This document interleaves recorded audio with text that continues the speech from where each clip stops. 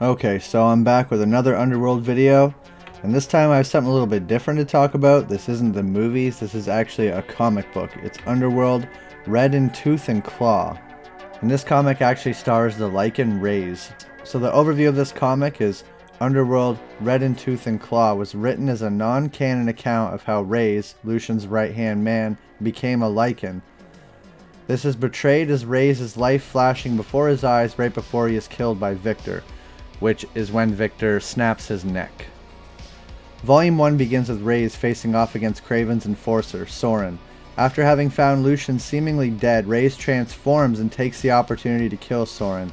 Raze then tries to kill Victor, but Victor grabs him by the throat and Raze's life flashes before his eyes as he thinks back to 1373 AD when he was still human. His name back then was Koro, and he was a mighty East African warrior, with strength to kill an adult male lion with his bare hands. He believes the lion to be the real culprit behind the devil that the manga of Koro's village had been telling the villagers that he alone could protect them from. Despite what Koro tells his fellow villagers, they persist in believing that the con man who poses as a Majanga is real. I know I'm probably not pronouncing that right, so I apologize. Meanwhile, out in the veldt, as the sun sets, a group of Lycans are making camp within a rock formation. They argue whether or not the city of Sanctuary that Lucian told them of is really worth looking for, as they are all hungry. Lucian appears, telling them show some discipline and that the Axiom is no fool's quest, and that there they will be able to regroup and build a new army to fight back against the vampires. He also warns them to be careful, as there are death dealers in the area. That night, the team of death dealers in question have already sighted some of the Lycans, having followed the trail of slaughtered livestock. The leader of them, Vayer, an experienced Lycan hunter, wants to wait until the Lycans are vulnerable before they strike, while a more foolhardy death dealer wants to strike them then and there. 3 warriors from Koro's village are on guard over the slaughtered livestock when they hear the howls of creatures they are not familiar with. When they investigate, they discover that their livestock had been slaughtered. They rally to hunt to kill whatever is responsible and bring glory to their tribe. However, only 2 return to their village later, one near death.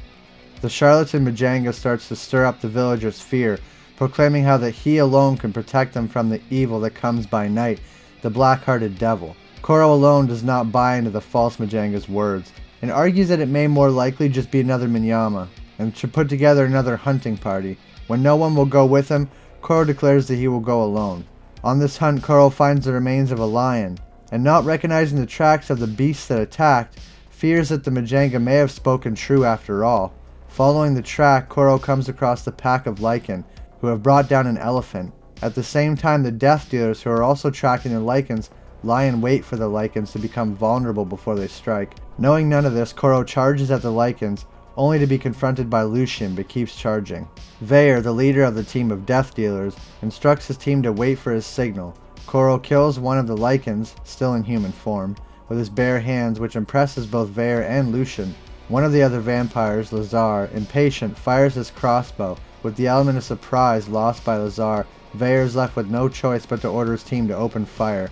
A number of Lycans flee and the death dealers take the injured one captive. One of the death dealers wants to kill a restrained Koro, as he has seen too much, but Vayer wants instead to turn Koro, as he has never seen a human with such physical strength, and gain a true warrior for their cause, as opposed to Lazar, who could not control himself. They interrogate the Lycans, who refuse to talk. Lazar kicks Koro and arrogantly comments about how it is too bad he can't drain him dry. Vayer reprimands Lazar for his actions, as they report to Marcus, who does not favor those who would take the Elder's bans on feeding off humans lightly.